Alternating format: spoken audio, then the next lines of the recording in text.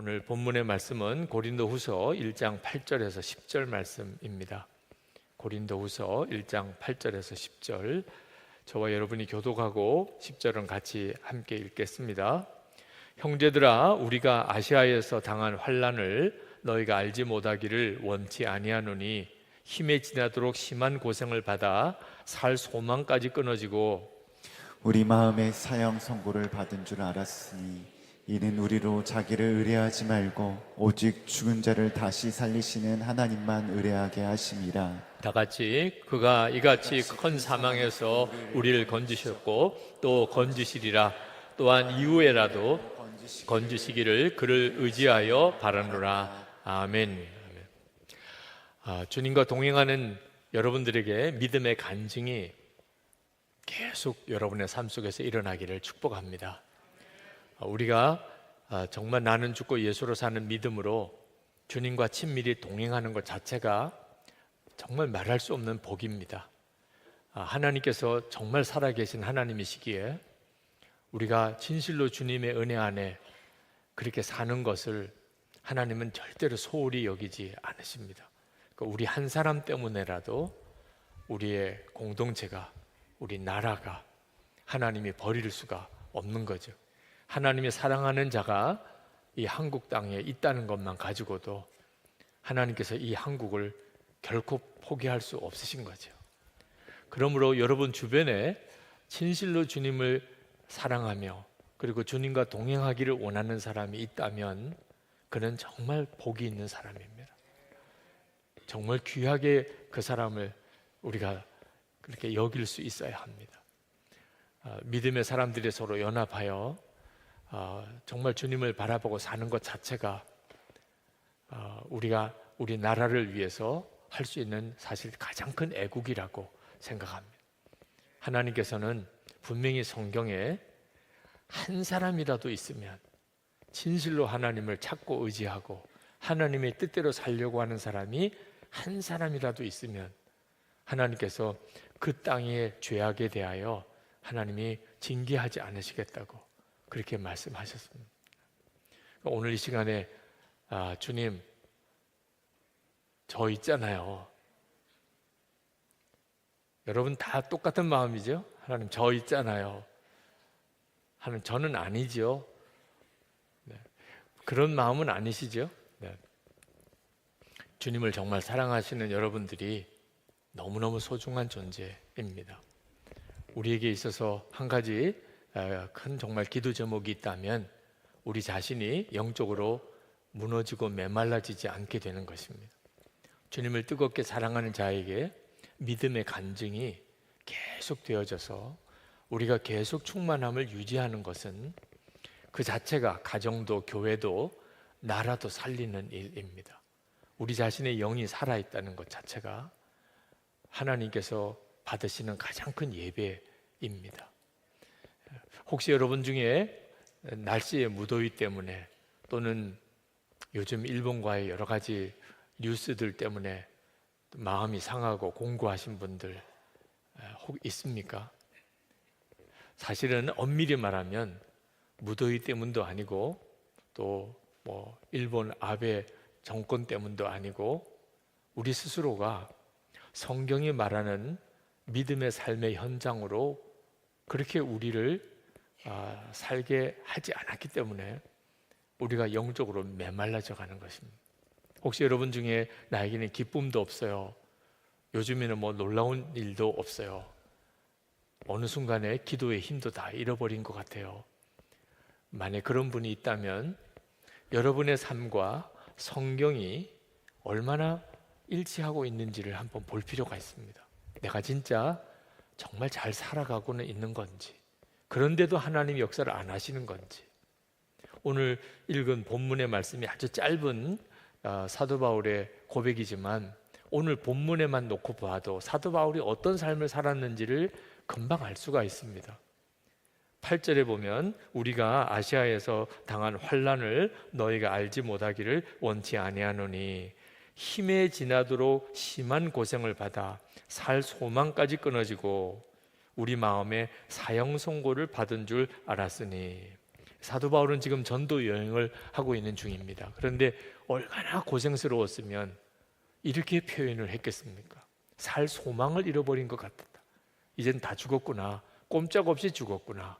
뭐 그런 심정이었다는 거죠. 그때 사도 바울은 어떻게 그 어려움을 이겨나갔느냐 하면 오직 죽은 자를 다시 살리신 하나님을 의지할 뿐이었다. 정말 죽은 자를 다시 살리시는 하나님만 의지하는 그 믿음으로 그 어려움을 이겨나갔다는 거예요.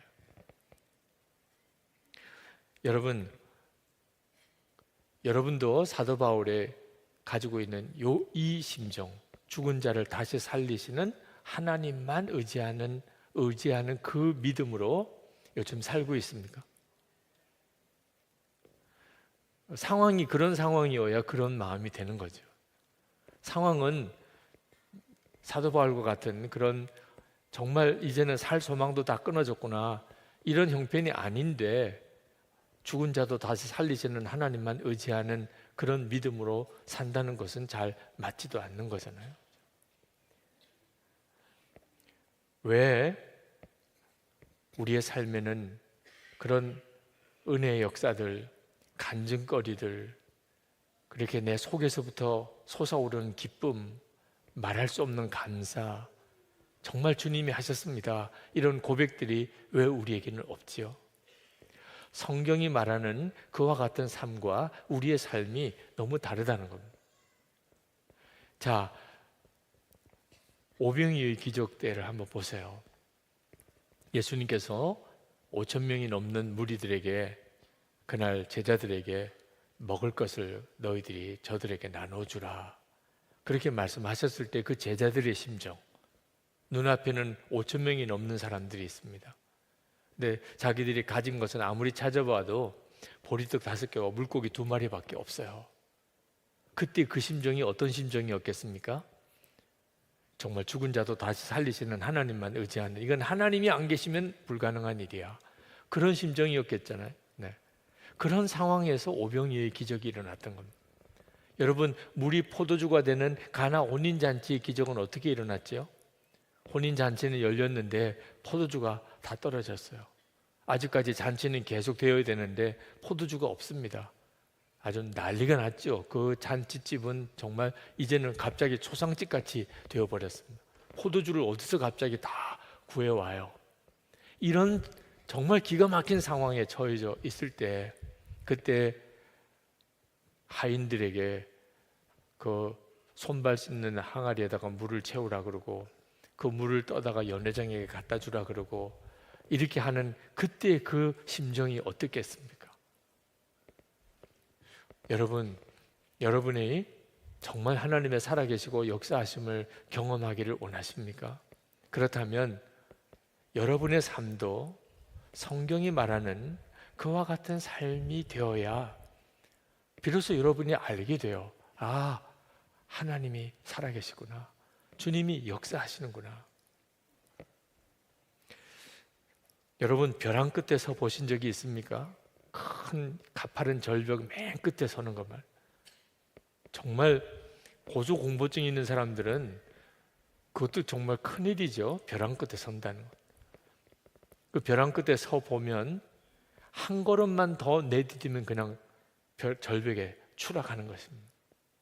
그 벼랑 끝까지 나가서게 하신 하나님, 그게 바로 믿음으로 산다는 뜻이에요. 우리는 다 믿음이 있잖아요. 예수님께서 우리의 죄를 위해서 십자가에 죽으셨다, 그래서 내가 구원받았다, 그런 믿음이 있잖아요. 그죠? 그런 믿음을 가지고 사니까 믿음으로 사는 거죠. 틀린 말은 아니에요. 예수님이 나를 위해 십자가에 죽으셔서 내가 구원받았다, 그걸 내가 믿으니까 믿음으로 사는 거지 뭐. 그러니까 아주 틀린 말은 아니지만 믿음으로 산다는 것의 정확한 의미는 아니에요. 믿음으로 산다는 것은 그저 내가 구원받았다는 것을 믿는다는 의미가 아닙니다. 정확한 의미는 다윗이 골리앗 앞에 섰을 때, 그때 하나님이 정말 살아계시다는 사실을 믿고 그 거인 골리앗이 전혀 두렵지가 않고, 그리고 넌 오늘 정말 내 손에 죽었다, 이런 자신감이 생기는 그런 어린 소년 다윗의 심정이 믿음으로 사는 심정이에요. 그러니까 여러분이 내가 정말 지금 믿음으로 살고 있는지를 한번 스스로 자기 삶을 점검해 봐야 됩니다. 우리는 이 다윗이, 사도 바울이 고백한 것처럼 이렇게 살기를 대부분 다 싫어합니다.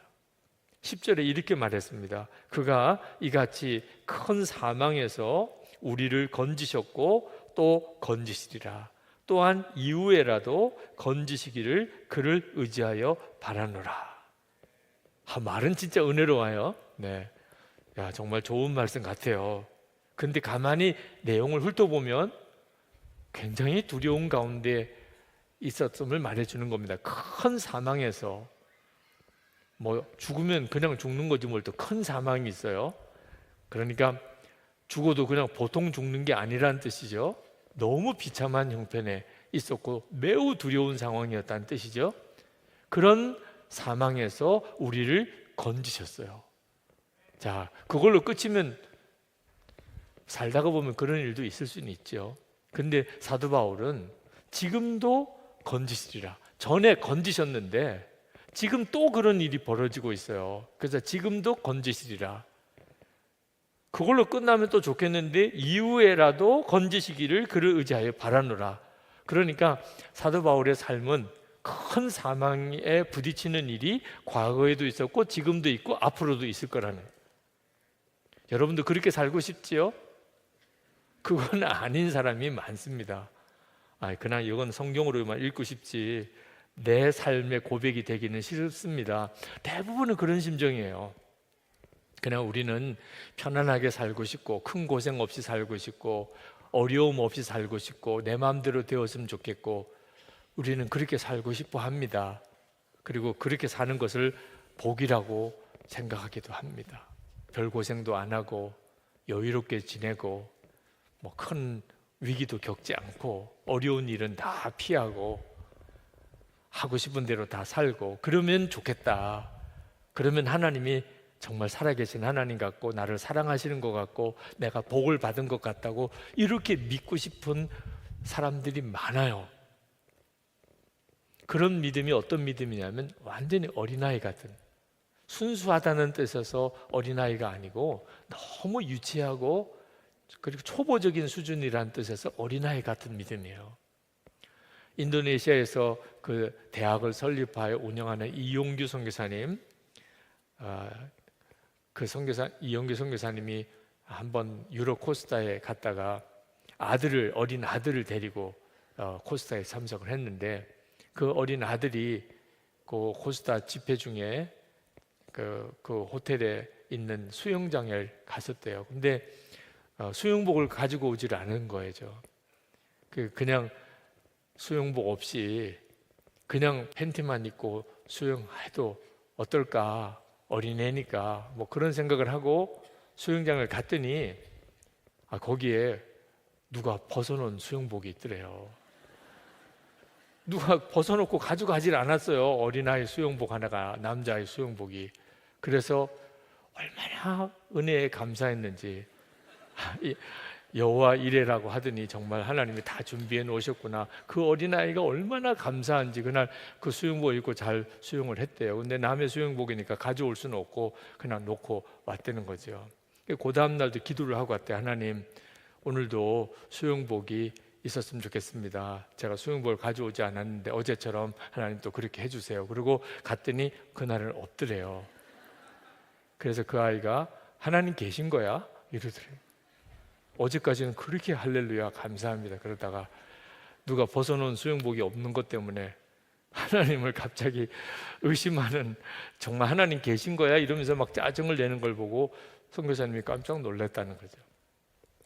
어린애니까 그 정도만 돼도 그냥 웃고 지나갈 수가 있겠지만 평생 그런 수준으로 산다는 것은 이건 정말 끔찍한 일이거든요. 하나님은 그저 나에게 필요한 것은 다 해결해 주시고 어려운 일은 다 지나가게 하시고 어떤 고생도 어려움도 없이 그렇게 살기만, 그게 하나님이신 걸, 하나님을 믿으면 그런 복을 받는 줄로만 여기는 이런 믿음이 되니까 간증할 것도 없어요. 특별한 은혜도 없어요. 기쁠 일도 없어요. 진짜 하나님 살아 계신 거야?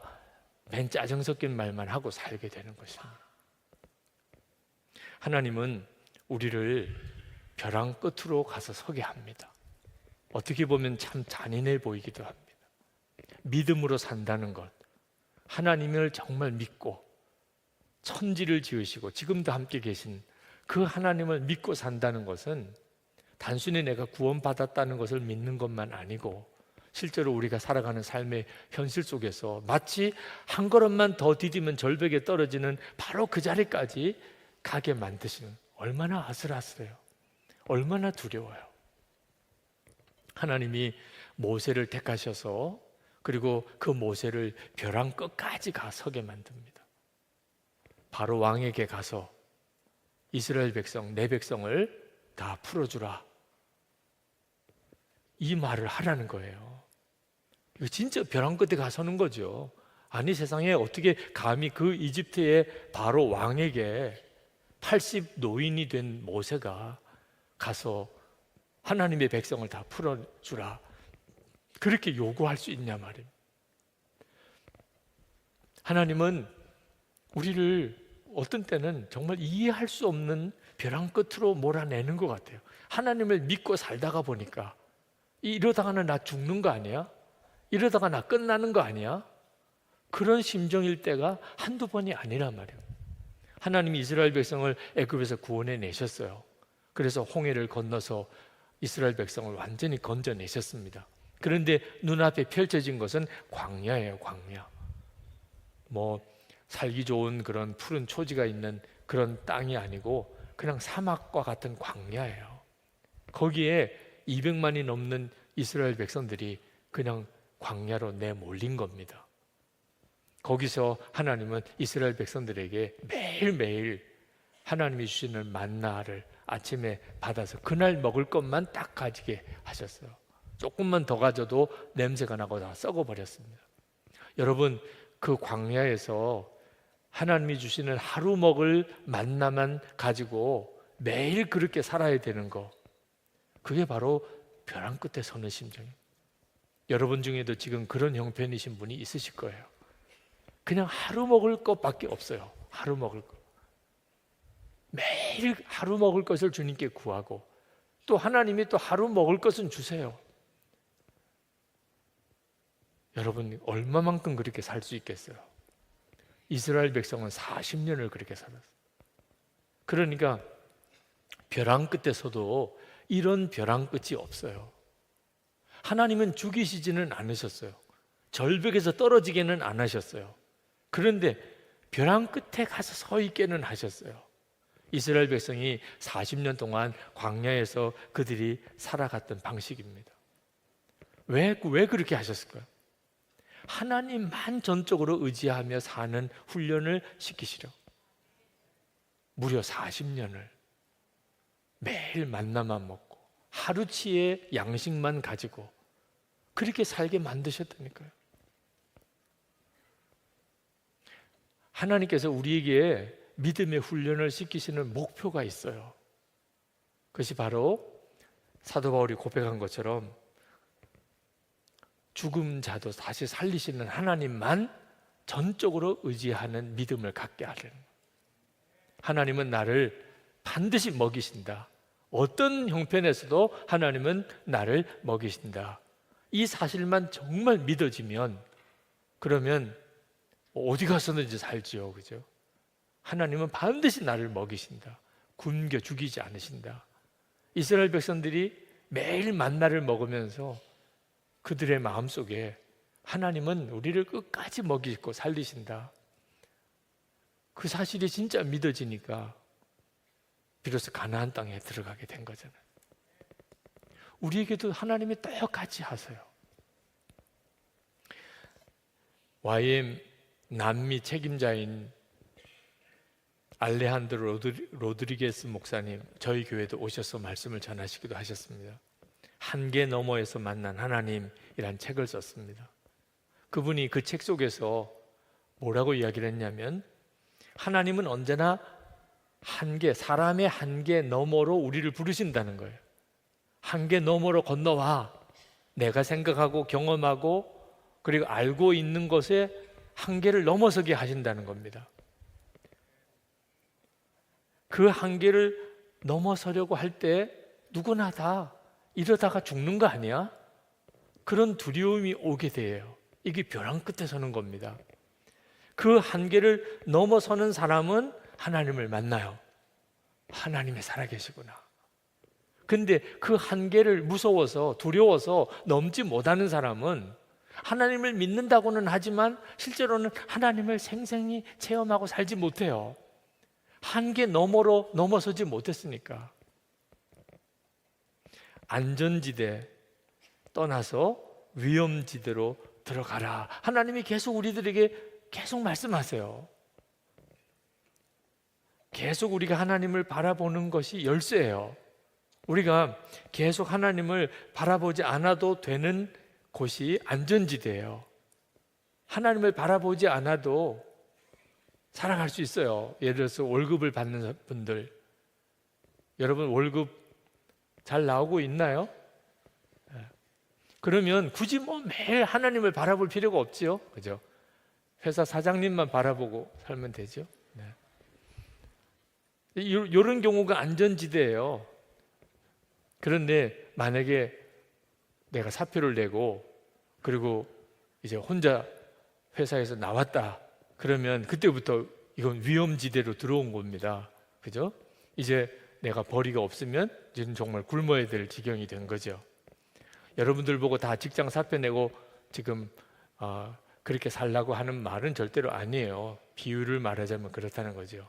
근데 하나님은 이상하게 그렇게 우리를 안전지대에서 위험지대로 우리를 자꾸 이끌어내시는 것 같은데, 무조건 뭐 생활비가 보장이 되어 있는 곳에서 전혀 보장되지 않은 곳으로 나오라고 하는 게 요지가 아니고, 초점은 하나님만 계속 바라보느냐 하는 것.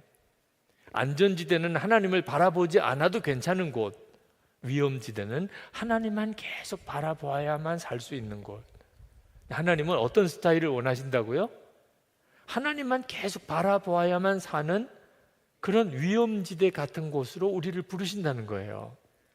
왜? 거기가 실제로는 더 안전지대니까. 만약에 여러분이 뭐 내가 꼭 오늘 하나님을 내가 만나지 못해도 그래도 뭐 내일 먹을 것도 있고 뭐 앞으로 얼마 동안 살아갈 준비도 돼 있고 이러신 분들은 참 좋으시겠어요, 그죠? 네. 그러나 실제로는 우리 주님이 보시기에는 참 안타까운 거예요.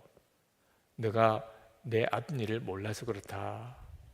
절대로 하나님 나 없어도 얼마 동안은 살 수 있어요, 이런 심정이신 분은 사실은 영적으로 위험한 곳에 있다는 거예요.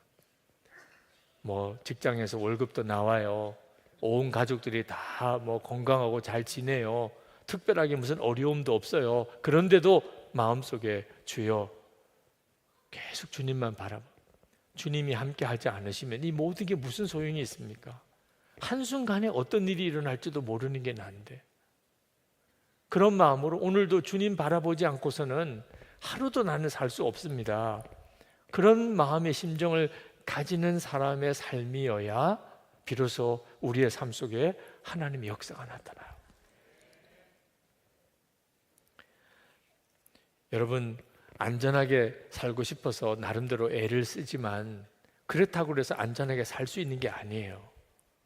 뭐 음식을 잘 가려 먹고 건강을 위해서 조심하고 무리하지 않고, 누구하고 좀 갈등을 느끼면 그게 마음에 또 스트레스가 될까 봐 가능하면 갈등은 다 피하고, 하여튼 여러분 나름대로 뭐 노후를 위해서 재정도 모으고 그러면서 고생하지 않고 편안하게 그렇게 살아보려고 무던히 애를 쓰는 것, 그게 꼭 나쁜 건 아니지만 그렇다고 해서 편안하고 안전한 삶이 보장되는 것도 아니에요.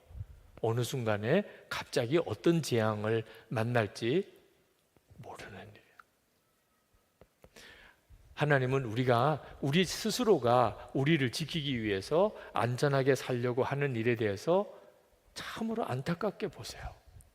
그것은 결코 우리를 안전하게 지킬 수 없는 거니까. 그럼 어떻게 하는 게 가장 안전한 거죠? 주님을 계속 바라보고 주님께 계속 순종하고 사는 거예요. 그것이 가장 안전한 길입니다. 풍랑이 일 때, 그때 예수님은 풍랑 위를 걸어오셨어요. 뱃속에 있는 제자들은 다 정말 죽을 그런 두려움 속에 사로잡혔고, 예수님조차도 귀신처럼 그렇게 여겨질 정도, 얼마나 두려웠으면 그랬겠어요. 그때 예수님께서 베드로에게 그 풍랑 위를 걸어오라고 하셨어요. 베드로가 진짜 정말 주님이시면 나도 이 무리를 걷게 하소서, 걸어오라고 그랬어요. 그리고 베드로가 실제로 그 풍랑 위를 걸었잖아요. 우리가 이 풍랑이 심한 세상 가운데서 살아갈 수 있는 가장 유일한 비결은요, 예수님과 함께 걷는 거예요. 오늘 이 시간에 주님께서 여러분들을 그런 삶으로 여러분을 훈련시키시고 싶어 하시는 거예요. 그러니까 여러분이 예수님과 동행하는 삶을 훈련하는 데 있어서 가장 좋은 상황이 어떤 상황이냐면 벼랑 끝에 서는 거예요. 주님만 붙잡을 수밖에 없는 상황. 그 상황이 안 되면, 그러면 여러분은 주님만 의지하는 훈련이 전혀 안 되는 겁니다. 물론 주님께서 이건 연습이다, 실제로 위험하지는 않아, 그냥 땅바닥에 금 그어놓고 여기는 절벽이고 여기는 그냥 절벽 위라고 생각해, 그 금이 있는 데까지 걸어가 봐. 그러면 뭐 다 걸어갈 거예요, 그죠? 네. 발 한쪽 발도 이렇게 절벽 옆으로 이렇게 내놨다가도 할 수 있을 거예요. 네. 거기 땅바닥에 금 그어 놓은 거라면, 연습으로 하는 거라면 얼마든지 우린 잘할 수 있어요. 근데 중요한 거는 진짜 절벽에다 갖다 세워놓고 이 절벽 끝에까지 가봐 할 때는 문제가 좀 달라지는 거죠. 그죠? 내가 붙들어 준다니까 정말 주님이 나를 붙들어 주실까? 내가 절벽의 끝에 서도 주님이 나를 붙잡고 와주실까? 주님이 이제 절벽 끝에 가 섰냐? 예, 섰습니다. 그럼 한 걸음 더 나가. 정말 가슴 떨리는 순간이죠. 주님이 안 잡아주면 나는 그냥 떨어지는 거예요.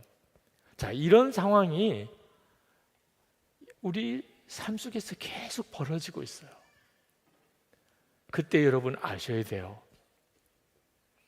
하나님께서 믿음의 사람들을 믿음으로 세워 가실 때 꼭 이런 상황을 쓰셨다는 거예요. 그러니까 여러분에게 있어서 중요한 것은 절벽 끝으로 가는 벼랑 끝에 서는 것에 대해서 두려워하지 말아야 합니다. 그때가 주님과 여러분 사이를 정말 붙들어 줄 수 있는, 점검할 수 있는 너무나 중요한 훈련의 기회입니다. 하나님은 정말 살아계시구나, 주님은 정말 살아계신 주님이시구나, 나와 함께 계시구나, 주님께만 순종하면 되는 거구나 하는 사실을 실제로 여러분이 경험하게 해주는 것입니다. 어느 장로님은 어느 날 마음에 결심을 하기를, 직장이 교회다, 주일에 이렇게 교회 와서 예배드리고 가는 것처럼, 전에는 이렇게 교회와 직장을 별개라고 생각했는데 주일도 교회 와서 예배를 드리지만 직장도 동일하게 내가 교회 가는 것과 같다, 그런 마음에 이렇게 결심을 했습니다. 그리고 삶이 완전히 달라졌다는 거예요. 전에는 교회 따로 직장 따로였는데 지금은 자신의 삶이 똑같아졌어요. 교회 와서 지내는 거나 직장 가서 지내는 거나 항상 하나님께 예배드리는 마음으로 살았더니 간증거리가 너무나 많다는 거예요. 어느 장로님은 이런 고백을 하셨어요. 네. 아침에 출근할 때 오늘도 은혜 받으러 출근합니다, 그렇게 하나님 앞에 고백하고 간다는 거예요. 은혜 받으러 교회 갑니다가 아니고 은혜 받으러 출근합니다. 오늘도 직장 생활 중에 교회에서 예배 드릴 때 말씀을 은혜 받고 찬양하면서 은혜 받고 하던 그런 은혜의 역사가 있을 것을 기대하고 간다는 거죠. 우리가 우리의 삶을 정말 믿음으로 주님께 온전히 순종하는 삶으로 우리 자신을 계속 밀어갈 필요가 있습니다. 그것이 하나님께서 우리를 비로소 이렇게 만나주시고 역사하심을 경험하게 하시는 놀라운 비밀입니다. 하나님이 원하시는 것은 그저 착한 사람이 되는 게 아닙니다. 하나님이 정말 원하시는 것은 믿음으로 사는 거예요. 가정에서도 일터에서도 우리의 삶의 모든 자리에서 주님이 나와 함께 계신 것을 정말 믿고 죽은 자도 살리시는 하나님만 전적으로 의지하는 마음으로 그렇게 순종의 삶을 살아가는 것입니다. 물론 돈키호테처럼 좌충우돌 하라는 건 아닙니다. 믿음으로 살으라, 벼랑 끝에 가는 용기를 가지라. 그러니까 무조건 뭐 여기 가도 불 속에서 뛰어들고 물 속에도 뛰어들고 뭐 어지간한 어떤 강이나 바다 보면 무조건 배에서 뛰어내리려고 그러고 그렇게 하지 말라는 거예요. 그건 스스로를 속이는 것입니다. 주님이 하라고 그러셨습니다. 정말 주님이 하라고 하시면 그러면 순종하는 거예요. 그게 열쇠예요. 네. 아무렇게나 뭐 하나님이 살아계시면 나를 살려주시겠지 이런 식으로 하는 것이 믿음으로 사는 것 아닙니다. 저희 할아버님에 대해서 제가 아는 것은 참 많이 없지만 그동안 어려서부터 이렇게 전해 들은 할아버지에 대한 이야기는 참 제게 있어서는 특별한 의미가 있습니다. 저희 할아버님은 우리 감리교회 첫 번째 한국인 목회자가 나올 때 그 목회자 중에 한 분이셨어요. 그때 당시에 목회자는 요즘처럼 이렇게 젊은 신학생들이 신학교에 가서 신학을 공부하고 그리고 전도사부터 해서 이렇게 목사가 되어지는 그런 단계를 밟지 않았습니다. 이미 다 나이가 있어서 저희 할아버님 같은 경우에는 한학자셨어요.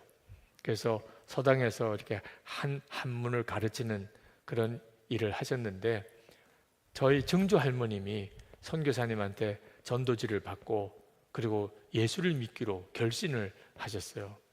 근데 어머님이 갑자기 예수를 믿기로 하셨다 그러니 이 한학자인 저희 할아버님이 그냥 따라서 교회를 가시게 된 겁니다.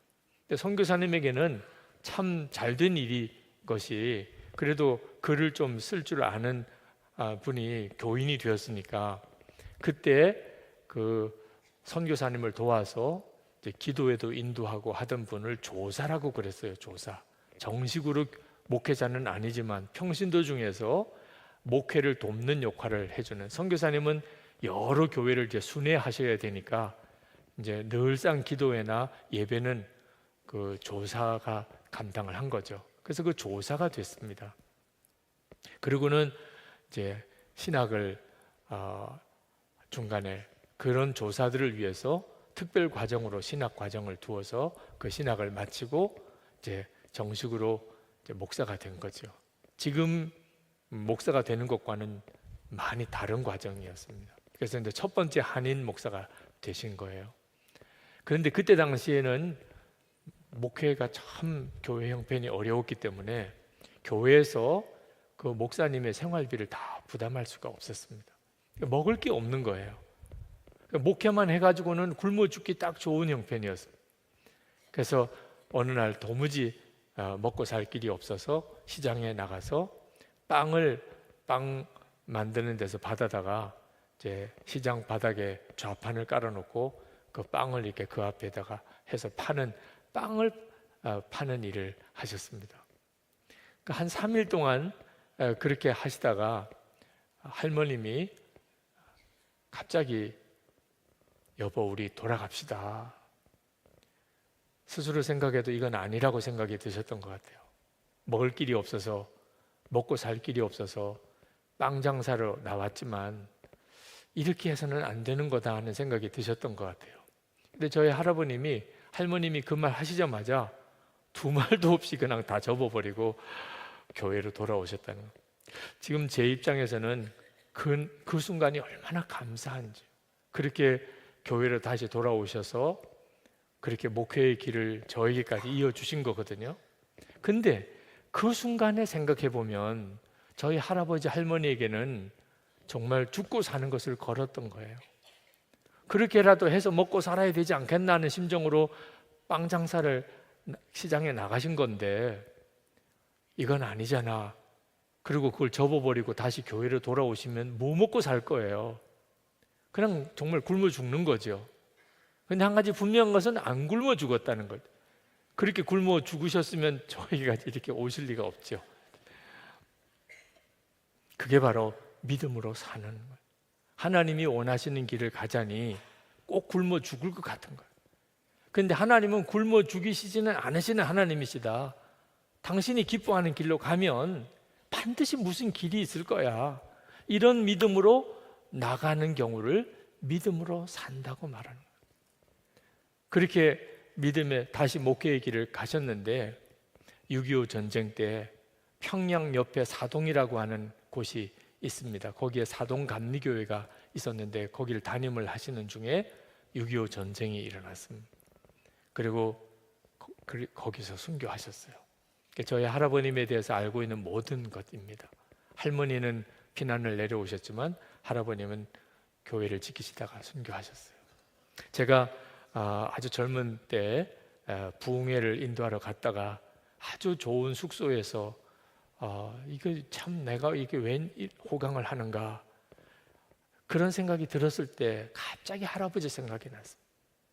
그리고 그 호텔 바닥에 무릎을 꿇고 얼마나 울었는지 몰라요. 할아버지 상급이라는 생각이 들었어요. 제가 뭐 대단한 게 있다고 그런 대접과 호강을 하겠어요. 그 교회가 나를 왜 그렇게 대접해 줘요? 저로서도 이해가 안 되더라고요.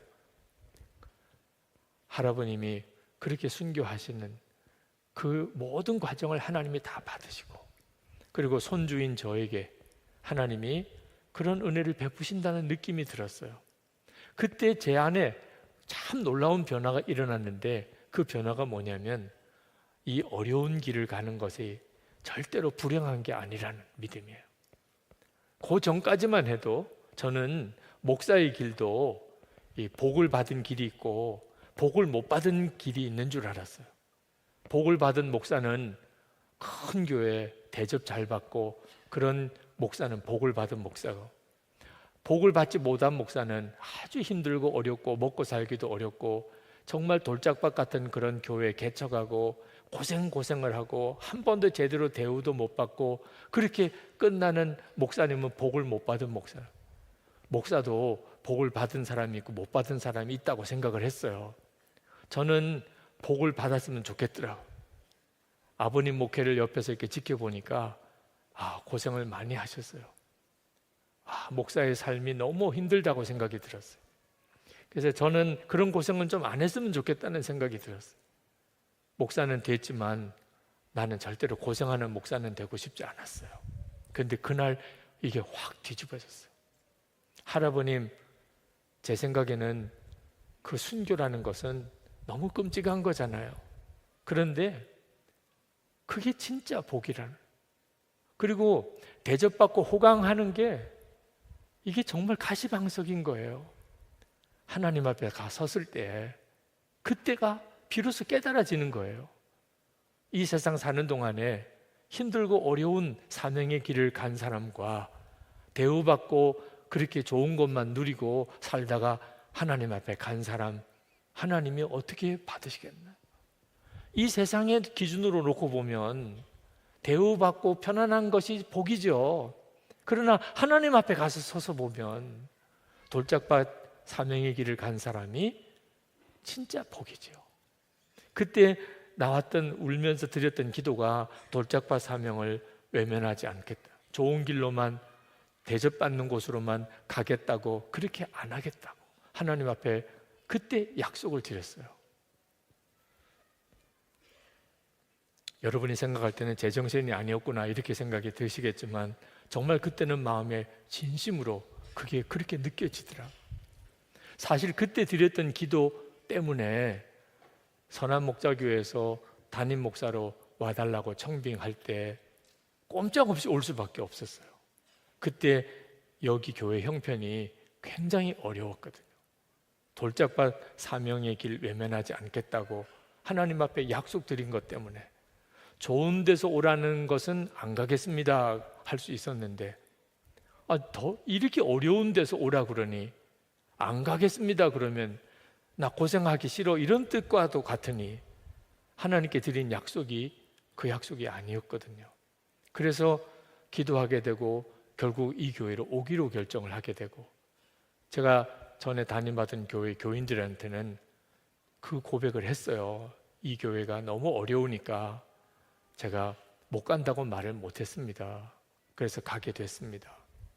그때 그 교회 교인들이 우리 교회가 어려워지면 다시 오는 겁니다. 그러면 이렇게 조건부로 제가 허락을 받고 이 교회로 온 거예요. 감사하게도 그 교회가 안 어려워져서 다시 갈 이유가 없게 됐습니다만 이 교회 부임에 와서 보니까 예배당도 완공해야 되고 또 이 큰 예배당도 다 채워야 되고 그게 저에게 주어진 책임이에요. 근데 하나님께서 제 마음에 절대로 이 교회가 부흥되기 위해서 예배당 건축 다 하기 위해서 목회하면 안 된다는 마음을 주시더라. 그것도 참 모순이죠. 하나님께서 꼭 붙잡아야 할 것은 예수님만 붙잡으라. 오직 주님을 기쁘시게 하는 것, 온 교우들이 주님만 바라보게 그렇게 목회하라. 만약에 그래서 안 된다면 그러면 여기서 목회 그만하는 거죠. 그래서 안 되는 거라면 하나님이 진짜 살아계시다면 교회를 성장시키고 예배당 건축을 다 하기 위해서 목회해서 됐다면 그게 하나님이 하신 건지 내가 한 건지 어떻게 알겠어요? 나는 오직 주님만 바라보겠습니다. 그래서 그때부터 정한 것이 예수님께서 이끄시는 교회였어요. 그리고 어떻게 생각하면 교회가 부흥 안 되는 목회만 한 것 같아요. 저희 선한목자교회에 등록하려면 10주 양육을 받아야만 그것도 간증문 써내야만 비로소 새가족 환영을 해줍니다. 그러니 어떤 교인들은 이 교회만 교회야? 왜 여기는 이렇게 문턱이 높아? 이런 느낌을 가질만 해요. 근데 한 교인이 된다는 것은 그냥 와서 등록 카드만 낸다고 그렇게 한 가족이 될 수 있는 건 아니지 않냐. 정말 우리가 믿음의 한 가족이라면 그러면 한 가족의 과정을 거쳐야 하지 않나. 그래서 새가족 등록 과정을 그렇게 정하고 건축헌금을 하더라도 우리 일반 헌금하고 건축헌금하고 절대로 섞으면 안 된다. 건축헌금이라고 한 것만 가지고 건축 감당하고 나머지 헌금은 다 교회가 정상적으로 해야 될 선교와 교육, 봉사 이런 필요에 그 재정은 다 쓰는 것으로 장로님들하고 약속을 또 했어요. 그것도 처음에는 굉장히 어려운 결정이었어요. 교인들이 점점점 교회가 이렇게 많이 늘어나기 시작하면서부터 교인들 사이에 이상한 일이 벌어지더라. 우리 교회가 도대체 몇 명이 교회에 출석하느냐. 그때 저희 교인이 한 1000여 명 이제 늘어나기 시작을 했어요. 근데 어느 분이 제가 있는 자리에서 다른 분하고 이야기할 때 그래요. 요즘에 교회 교인이 얼마나 많이 모이세요? 3000명 모입니다. 깜짝 놀랐어요. 한 1000여 명 모이는데 어떻게 3000명 모인다고 이야기를 이렇게 하시면 이거 큰일 나겠구나. 그래서 주보에다가 매주일 몇 명 모였다고 다 썼어요. 어디 가서 조금이라도 과장하지 마시라고 정확하게 몇 명이 왔는지를 썼어요. 교인 수를 괜히 부풀리는 그런 그 참 이상한 심리가 있거든요. 그런데 어느 날 보니까 교인 수가 꽤 많아졌어요. 그래서 이제는 부풀릴 게 아니고 교인들이 실제로 모이는 교인 수를 그대로만 이야기해도 자랑같이 느껴질 수 있는 정도 수준이 됐어요. 그래서 이제는 더 이상 쓰지 맙시다. 그래서 주보에 교인 몇 명 모인다는 거 쓰지 않기로 했어요. 괜히 그것 가지고 또 자랑 삼을까 봐. 철저하게 주님이 기뻐하는 쪽으로만 그렇게 목회해 보려고 애를 썼어요. 제가 그렇게 했던 이유는 주님께서 정말 이 교회의 주인 되시는 것이 가장 중요한 문제니까. 그리고 그게 우리가 믿음으로 사는 중요한 훈련이니까. 여러분, 여러분의 삶 속에 하나님께서 너 이제 정말 믿음으로 결단하라, 순종하라, 하나님이 그렇게 여러분에게 말씀하시면 여러분에게 있어서 중요하게 필요한 것은 그 믿음의 결단을 해야 한다는 것입니다. 오늘 대만 중화신학교의 선교학 교수님 한 분을 만났어요. 만나서 이렇게 저렇게 이야기를 나누는데 요즘에 중국에서 추방당한 한국 선교사님들 이야기가 나왔습니다. 그 중국에서 추방당한 많은 한국 선교사님들이 지금 갈 데가 없이 굉장히 힘들고 어려운 그런 마음의 상처와 그리고 사역의 진로에 대한 불안한 마음으로 어려움을 겪고 있고, 그리고 그 분들을 어떻게 도와야 할지 이제 그런 의논을 했습니다. 그러면서 참 중요한 이야기를 나눴어요. 중국이 선교사님을 다 내보내는 일이 이번이 처음이 아니라는 것. 1949년 그때도 모든 선교사들을 다 내보냈습니다. 중국이 완전히 주계 장막으로 모든 교회를 다 문을 걸어 잠그고 신학교 다 폐쇄시키고 그리고 선교사 다 내보냈어요. 그랬던 적이 있었어요. 그때 정말 전 세계가 깜짝 놀랐고 충격받았고 중국 교회는 이제 끝났다고 생각했어요. 하나님 어찌 이런 일이 벌어졌습니까? 그런데 30년이 지나서 중국이 다시 문을 열었을 때 깜짝 놀라는 일이 벌어졌어요.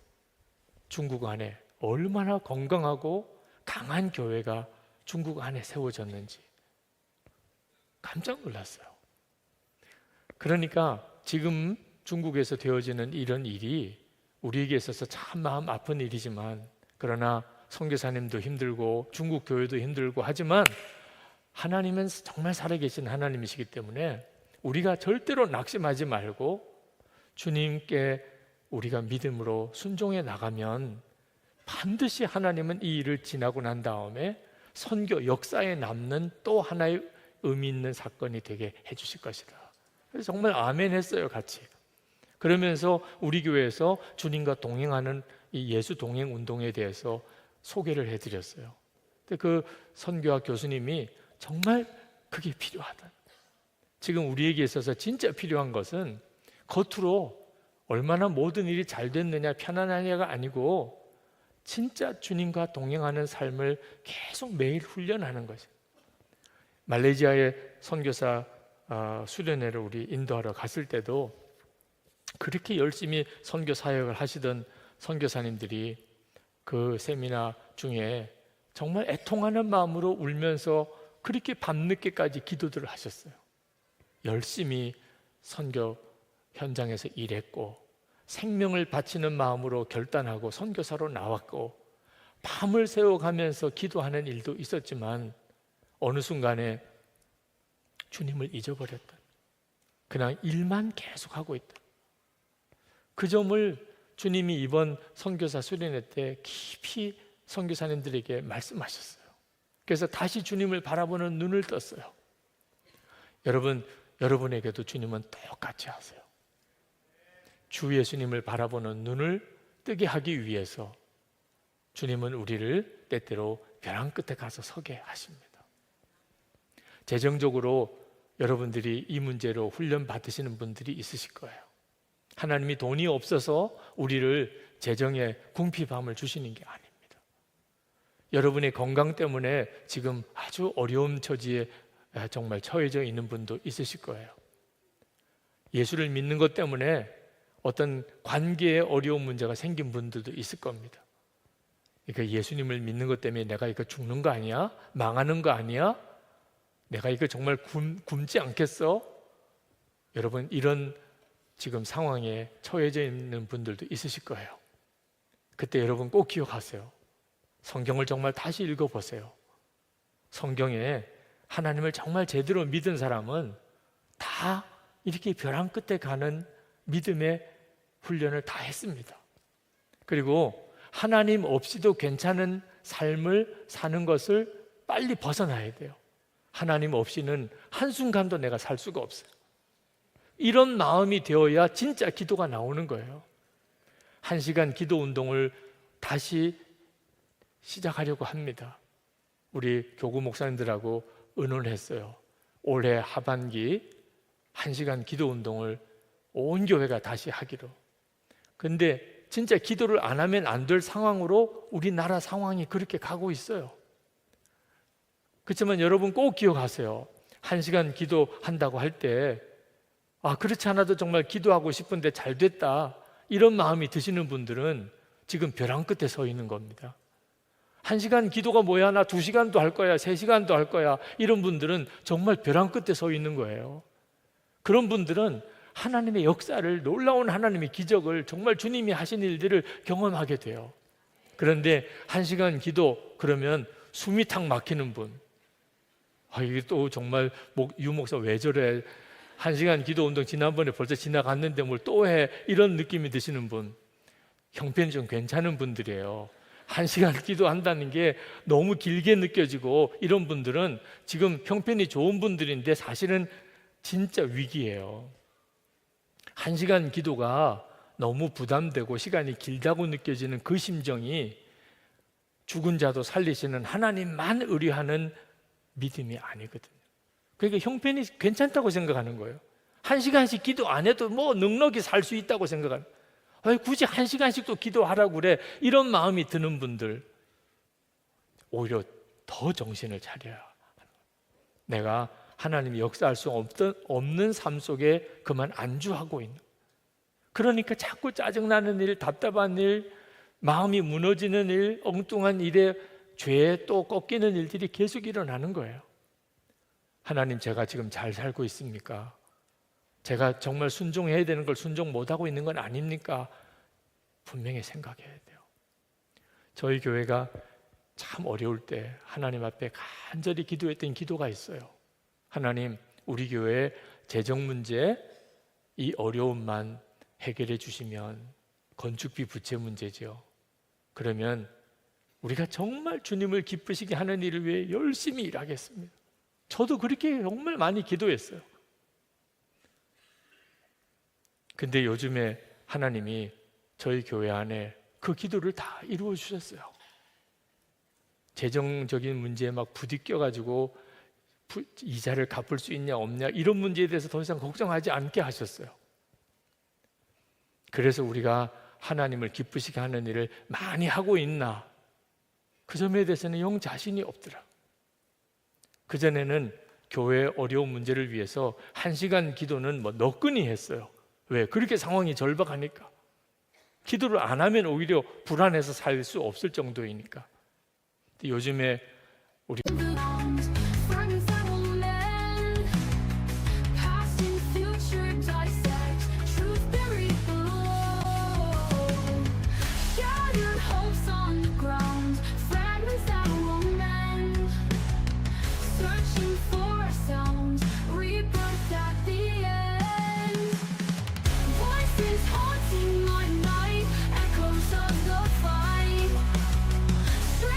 Like website descend.